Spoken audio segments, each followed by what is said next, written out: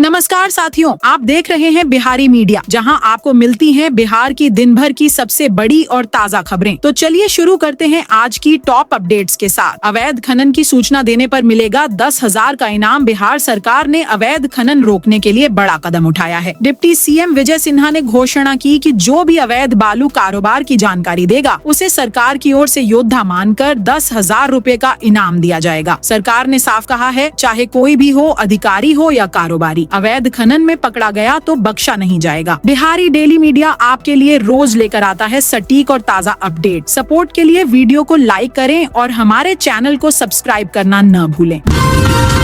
बढ़ती ठंड के बीच स्कूलों का टाइम बदला। राजधानी में गिरते तापमान को देखते हुए सभी सरकारी और निजी स्कूलों का समय बदल दिया गया है। अब सुबह 8 बजे से पहले कोई भी क्लास नहीं चलेगी। ठंड से बच्चों की सेहत प्रभावित न हो, इसके लिए आदेश तत्काल प्रभाव से लागू कर दिया गया है।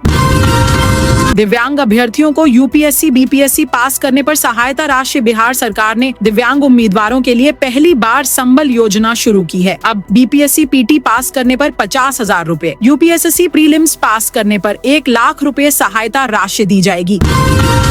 अब सरकारी स्कूलों में बड़े अधिकारियों के मोबाइल नंबर अनिवार्य। स्कूलों में पारदर्शिता बढ़ाने के लिए शिक्षा विभाग ने आदेश जारी किया है कि जिलाधिकारी, डीओ, बीओ, थानेदार, एम्बुलेंस और फायर ब्रिगेड के नंबर अब स्कूल की दीवारों पर पेंट किए जाएंगे। प्रश्न पत्र लीक रोकने के लिए सम्राट चौधरी का बड़ा कदम। परीक्षा शाखा अब और मजबूत की गई है। अब योयू की परीक्षा शाखा का प्रभारी एसपी होगा और डीएसपी इस पूरे सिस्टम की निगरानी करेंगे। किसी भी परीक्षा माफिया को बख्शा नहीं जाएगा। मनेर में पंचायत बैठक में हंगामा। मनेर प्रखंड में पंचायत प्रतिनिधियों की बैठक विवादों में रही। जन्म मृत्यु प्रमाण पत्र में देरी और किसानों की सुविधाओं में बाधा को लेकर जमकर आरोप प्रत्यारोप हुआ। युवाओं को नौकरियों पर बड़ा फैसला। नीतीश कैबिनेट की बैठक। आज नई सरकार के आने के बाद प्रशासनिक कामकाज तेज हुआ है। आज शाम 3:30 पर नीतीश कुमार कैबिनेट की अहम बैठक होगी, जिसके युवाओं की नौकरी से जुड़े बड़े फैसले संभावित हैं।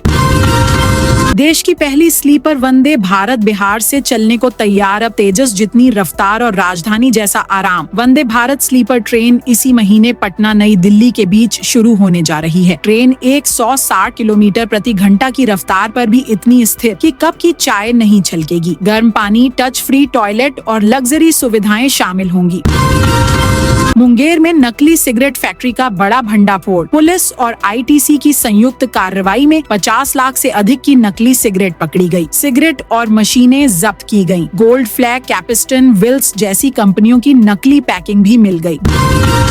बक्सर में एसीजेड का सीएम ने किया निरीक्षण। मुख्यमंत्री नीतीश कुमार ने बक्सर के 126 एकड़ में बन रहे एसीजेड का जायजा लिया। उन्होंने कहा कि उद्योग बढ़ेंगे तो रोजगार तेजी से बढ़ेगा। नवानगर को बड़ा इंडस्ट्रियल हब बनाने का निर्देश दिया गया है।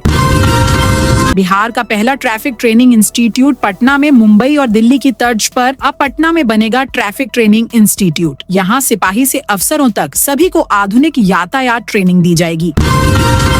बिहार बोर्ड। अब प्रमाण पत्र सत्यापन होगा ऑनलाइन। 2026 से बोर्ड के प्रमाण पत्र की वेरिफिकेशन पूरी तरह ऑनलाइन होगी। अब न नौकरी के लिए इंतजार, न डाक की झंझट।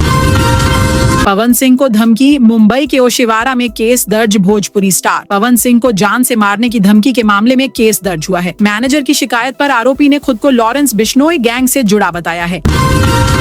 गया डीएम की समीक्षा। लंबित मामलों पर सख्ती। डीएम शशांक शुभंकर ने सभी विभागों को लंबित मामलों के तत्काल निपटारे का निर्देश दिया है, खासकर मुआवजा और सामाजिक सुरक्षा योजनाओं पर।